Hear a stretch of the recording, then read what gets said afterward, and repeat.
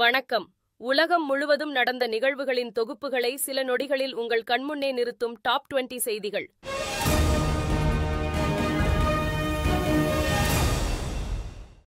தமிழகத்தில் உள்ள அனைத்து தேவாலயங்களிலும் சிறப்பு திருப்பலி மற்றும் பிரார்த்தனைகளுடன் கிறிஸ்துமஸ் பண்டிகை இன்று கோலாகலமாக கொண்டாடப்பட்டது.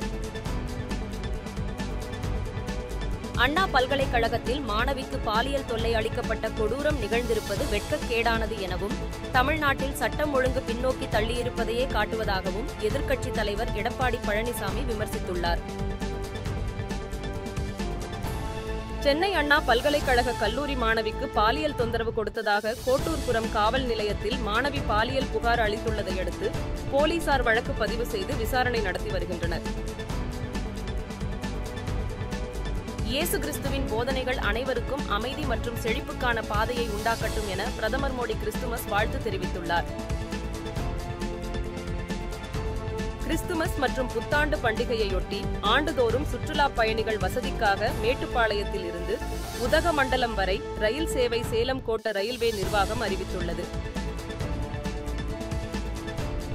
விழுப்புரம் மாவட்டம் திருக்கோவிலூர் நகராட்சி எல்லைக்குட்பட்ட சைலோம் பகுதியில் உள்ள ஆற்காடு திருச்சபையில் பேசிய அமைச்சர் பொன்முடி, தமிழகத்தில் கல்வி வளர்ச்சி பெற்றதற்கு காரணமே கிறிஸ்துவ மடாலயங்கள்தான் என தெரிவித்துள்ளார். சேலத்தில் கிறிஸ்துமஸ் பண்டிகையையொட்டி எதிர்க்கட்சித் தலைவர் எடப்பாடி பழனிசாமி 500 பேருக்கு கிறிஸ்துமஸ் தொகுப்பினை வழங்கி வாழ்த்து தெரிவித்தார். கேரளா, பீகார், ஒடிசா, மணிப்பூர், மிசோரம் ஆகிய 5 மாநிலங்களுக்கு புதிதாக ஆளுநர்களை மாற்றம் செய்து குடியரசுத் தலைவர் திரௌபதி முர்மு உத்தரவிட்டுள்ளார். மறைந்த முன்னாள் பிரதமர் அடல் பிகாரி வாஜ்பாயின் 100வது பிறந்த நாளையொட்டி டெல்லியில் உள்ள அவரது நினைவிடத்தில் குடியரசுத் தலைவர் திரௌபதி முர்மு, அரசியல் கட்சி தலைவர்கள் மாலை அணிவித்து மலர் தூவி மரியாதை செலுத்தினர்.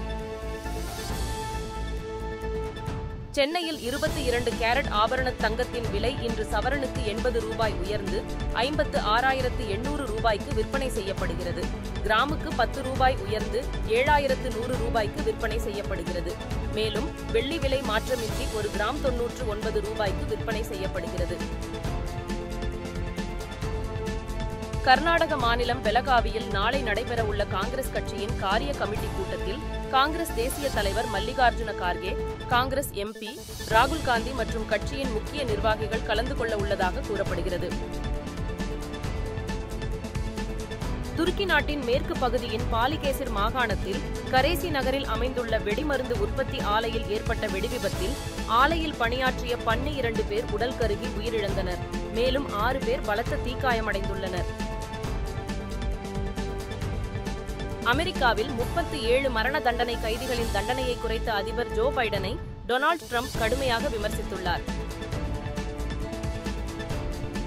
பாரிஸில் உள்ள ஈபிள் டவரில் கிறிஸ்துமஸ் கொண்டாட்டத்தின் போது தீ விபத்து ஏற்பட்டுள்ள நிலையில் அப்பகுதியில் சுற்றுலா பயணிகளுக்கு தற்காலிக தடை விதிக்கப்பட்டுள்ளது.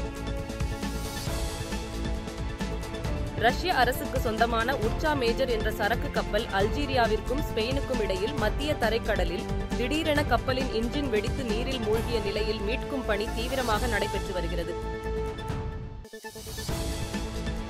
ஆப்கானிஸ்தான் நாட்டின் பக்திகா மாகாணத்தில் பர்மால் மாவட்டத்தில் நேற்று நள்ளிரவு பாகிஸ்தானில் இருந்து வான்வழி தாக்குதல் நடத்தப்பட்டதில் பெண்கள் மற்றும் குழந்தைகள் உள்பட 15 பேர் உயிரிழந்துள்ளனர். ஜம்மு காஷ்மீர் மாநிலத்தில் ராணுவ வாகனம் கவிழ்ந்த விபத்தில் 5 ராணுவ வீரர்கள் பரிதாபமாக உயிரிழந்தனர். இதுகுறித்து தகவலறிந்து சம்பவ இடத்திற்கு விரைந்து வந்த மீட்புப் படையினர் காயமடைந்தவர்களை மீட்டு மருத்துவமனைக்கு அனுப்பி வைத்தனர்.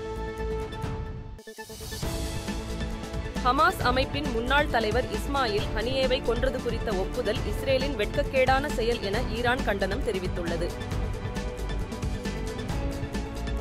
இந்திய முன்னாள் வீரர் சுனில் கவாஸ்கர் ரிஷப் பண்ட் மைதானத்திற்குள் வந்ததும் ஆக்ரோஷமாக விளையாட நினைத்து ஆட்டமிழந்து வெளியேறுகிறார் எனவும், தன்னை பொறுத்தவரை முதல் அரை மணி நேரத்திற்கு ஆடுகளத்தையும் பவுலர்களையும் நன்கு புரிந்து கொண்டு விளையாட வேண்டும் எனவும், மைதானத்தின் தன்மையை அறிந்து பந்திற்கு மரியாதை கொடுத்து விளையாட வேண்டும் எனவும் குறிப்பிட்டுள்ளார்.